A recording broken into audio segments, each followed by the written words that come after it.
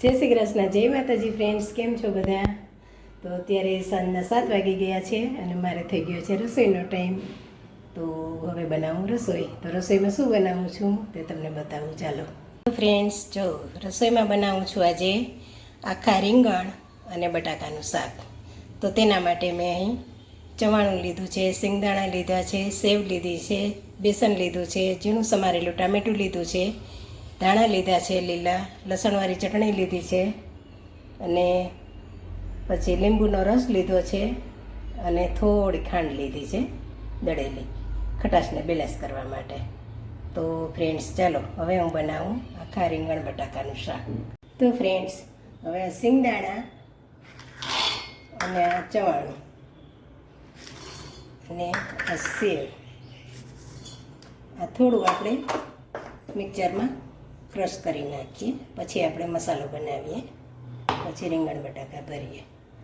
તો ફ્રેન્ડ્સ, જો આપણે ક્રશ કરી લીધું છે, આવું દરદરું પીસી લેવાનું અને હવે બધો મસાલો કરીશું આપણે રીંગણ અને બટાકા ભરવા માટે.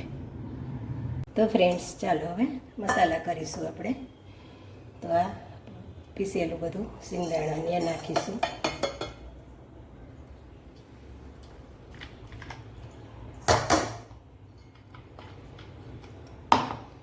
પછી 2 ચમચી જેવું આપણે નાખીશું બેસન.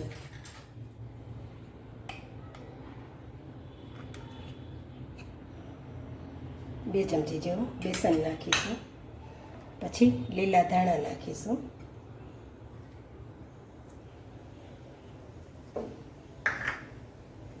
લસણવાળી ચટણી નાખીશું આપણે 1 ચમચી. પછી થોડી આપણે દળેલી ખાંડ છે તે નાખીશું ખટાશને બેલેન્સ કરવા માટે. અને લીંબુનો રસ નાખીશું આપણે 1 ચમચી જેવો. બી છે, લીંબુનો રસ નાખીશું અને સ્વાદ અનુસાર આપણે મીઠું નાખીશું. 1 ચમચી જેવું નાખું છું. અને નાખીશું તેલ, 1 પાવડા જેવું તેલ નાખીશું. અને આ બધો મસાલો આપણે મિક્સ કરી દઈશું. આવી રીતે બધો મિક્સ કરી દઈશું. તો મસાલો આપણો મિક્સ થઈ ગયો છે સરસ. હવે આપણે રીંગણ અને બટાકામાં કાપા પાડી લઈશું, પછી ભરીશું મસાલો. તો ફ્રેન્ડ્સ, એક વાસણમાં આપણે પાણી લીધું છે અને એમાં હવે આપણે રીંગણ અને બટાકા સમારી લઈશું. તો આવી રીતે રીંગણ અને બટાકા સમારી લઈશું. રીંગણના આવી રીતે આમ દાંડલો રાખવાનો અને વચ્ચે કાપા પાડી દેવાના.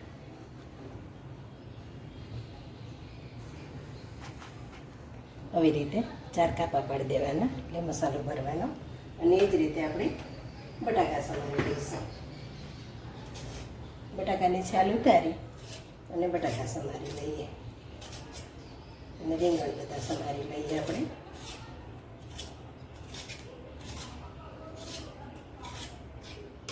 બટાકા મોટા છે એટલે 1 બટાકામાંથી આપણે 2 ટુકડા કરીશું અને એમાં મસાલો ભરીશું. આવી રીતે બટાકામાં સાઈડમાં મેં કાપો પાડ્યો છે એટલે આખું રહે બટાકો. તો આ બટાકો એક મોટું છે એટલે 2 ટુકડા કરી નાખ્યા છે એમાંથી. આવી રીતે બધા રીંગણ અને બટાકા સમારી લઈએ આપણે, પછી ભરીએ મસાલો. તો ફ્રેન્ડ્સ, આપણા રીંગણ અને બટાકા સમારાઈ ગયા છે. હવે આપણે એમાં ભરીશું મસાલો. તો આવી રીતે પાણી કાઢી અને પછી આપણે ભરવાનો છે મસાલો.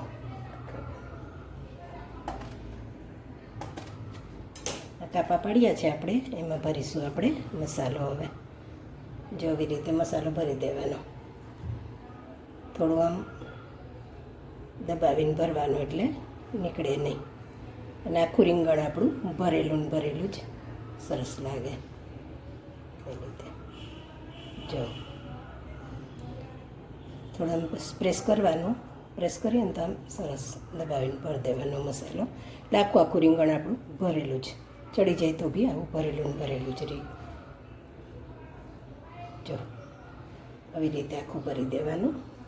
એ જ રીતે આપણે બટાકા બી એ જ રીતે ભરી દેવાના. આપણે એક જ કાપો પાડ્યો છે ને આમાં, અહીંયા બટાકામાં બી મસાલો ભરી દેવાનો. એવી રીતે દબાવી થોડો ભરવાનો. બટાકું તૂટવું ના જોઈએ એવી રીતે ભરી દેવાનો.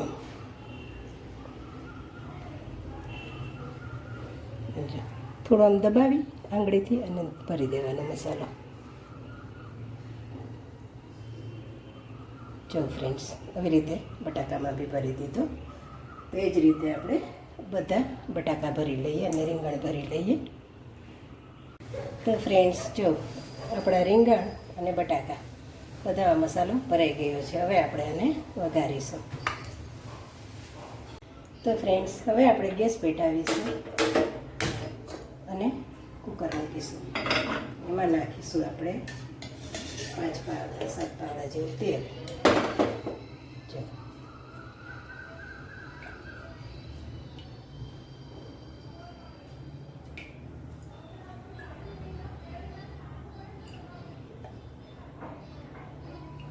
5 પાવડા મેં તેલ નાખ્યું છે. હવે આપણું તેલ થાય તે રાઈ જીરું નાખી અને વઘાર કરીએ. તો ફ્રેન્ડ્સ, આપણું તેલ આવી ગયું છે. તો હવે આપણે નાખીશું થોડી રાઈ અને થોડું નાખીશું આપણે જીરું. રાઈ જીરું તતડે એટલે એમાં નાખીશું આપણે થોડી હિંગ.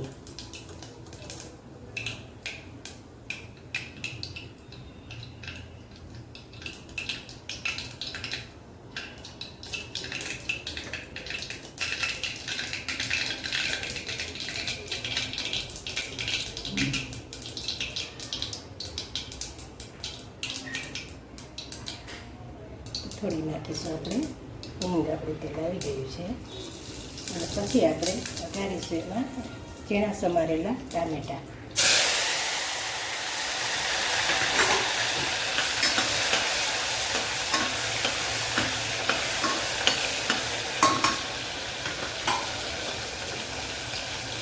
અને થોડું હળદી નાખીશું અને થોડું નાખીશું ધાણા જીરું પાવડર.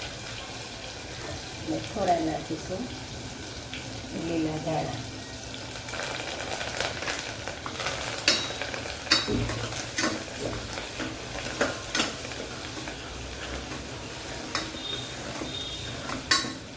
ટામેટા થોડા ચડી ગયા છે આપણા. હવે આપણે એમાં રીંગણ બટાકા મૂકીશું.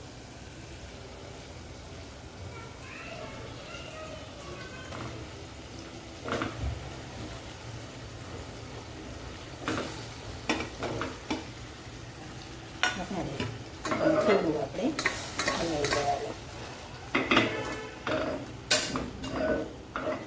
આવી રીતે હલાવવાનું. ચમચાથી બહુ નહીં હલાવવાનું, ત્યારબાદ બીજો મસાલો નીકળી જાય. એવી રીતે હલાવી દેવાનો. અને જે મસાલો વધ્યો છે એ આપણે એમાં નાખી દેવાનો ઉપરથી.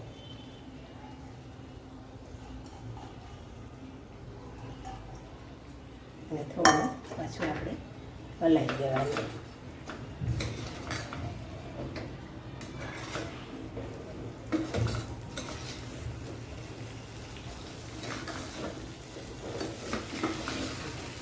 થોડો મસાલો ફૂટી નાખીએ ને એટલે સરસ પડી જાય બટાકા મસાલો.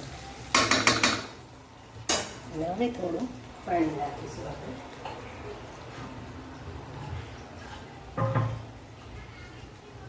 થોડું પાણી નાખીને આપણે હલાવીશું.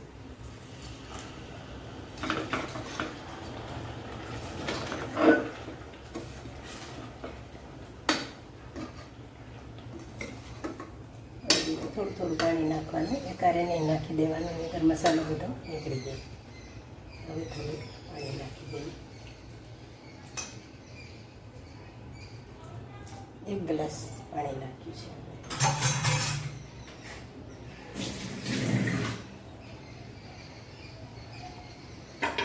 હવે આપણે એને ચડવા દઈશું. કુકર બંધ કરી દઈશું.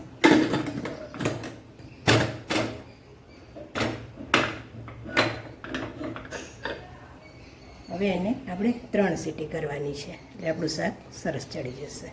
તો ફ્રેન્ડ્સ, રેડી છે આપણું કાઠિયાવાડી ભરેલા રીંગણ બટાકાનું શાક. સાથે છે જુવારના રોટલા, ઘઉંની રોટલી, તળેલા મરચાં, દહીં અને ખાટી મીઠી છાશ. કોને કોને ભાવે છે ચાલો બધા જમવા. કમેન્ટ કરજો. જય શ્રી કૃષ્ણ.